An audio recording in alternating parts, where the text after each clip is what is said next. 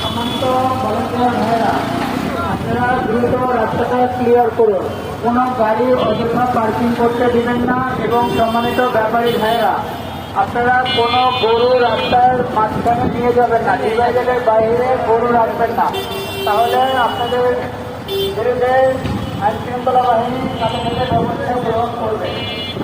সবাই সহকারে আমরা ব্যবসা পরিচালনা করি।